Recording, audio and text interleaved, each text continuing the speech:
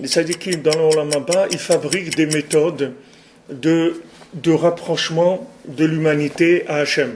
C'est-à-dire comment arriver à parler aux gens de manière à ce que tout le monde comprenne qu'il y a Hachem dans le monde. C'est-à-dire que comment quelqu'un va arriver à abandonner la recherche de la lumière à travers le plaisir et aller chercher la lumière à travers la communication et la connexion avec Hachem. Donc ça, c'est ce que font les tzadikim dans le Olam Haba. Puisque eux, maintenant, ils n'ont plus de travail personnel à faire, ils ont fini leur travail. Maintenant, ils travaillent pour l'humanité, c'est-à-dire essayer de trouver des tzimtzumim, c'est-à-dire des contractions de lumière, de manière à ce que ces contractions de lumière, elles permettent aux gens de découvrir la vérité de là où ils sont. Donc ça, c'est le travail des tzadikim.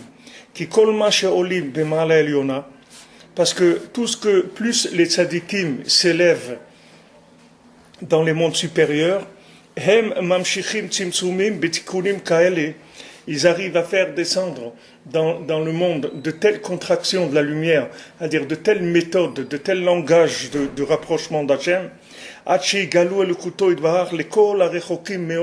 jusqu'à ce qu'ils arrivent à révéler la royauté d'Hachem à tous les gens extrêmement éloignés, des gens extrêmement éloignés, des gens que vous ne pouvez pas imaginer que telle personne va pouvoir se rapprocher d'Hachem.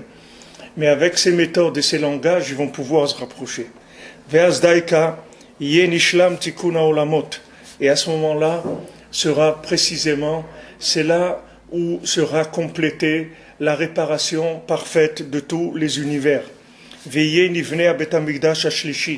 sera construit le troisième temple, Betachlit Shlemut, dans la plus grande perfection qui est du tikkun de Betatata, c'est-à-dire de la réparation de la maison d'en bas,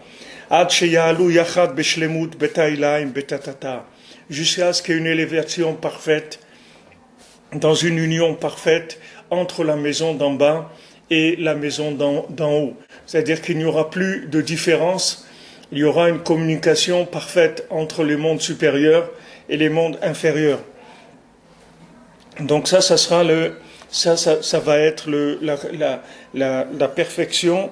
On va atteindre la perfection par le fait que on aura trouvé le langage des gens les plus éloignés. Une fois que ce langage-là, il sera diffusé dans le monde, alors à ce moment-là, les gens ils comprendront qu'il y a Hachem dans le monde.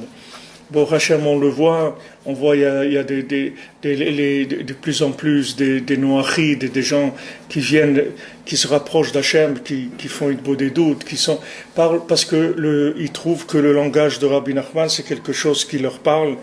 Ils arrivent à comprendre qu'il y a Hachem dans le monde, alors que il y a beaucoup d'autres religions qui présentent l'existence d'Hachem, mais ils ont pas ce langage-là, qui est un langage de fusion entre le haut et le bas. C'est-à-dire qu'il faut que vous arriviez à parler à quelqu'un qui est très bas, son langage, et dans son langage, il faut que vous arriviez à lui présenter le Betaïla, c'est-à-dire la maison d'en haut. Il faut lui faire comprendre qu'il existe Hachem dans le monde, que c'est lui qui dirige le monde et que rien dans le monde ne se fait au hasard, que tout ce qu'il y a dans le monde, c'est que de l'ashgacha pratit, c'est-à-dire c'est que de la providence divine, et que s'il a besoin de quelque chose, c'est à Hachem qu'il faut s'adresser, et qu'il n'est qu'une créature d'Hachem, et qu'il est venu dans ce monde pour vivre une vie qui lui est spéciale, spécifique à lui, et qu'il faut qu'il trouve qui il est, et de manière à pouvoir servir Hachem dans la plus grande simplicité, comme il est vraiment.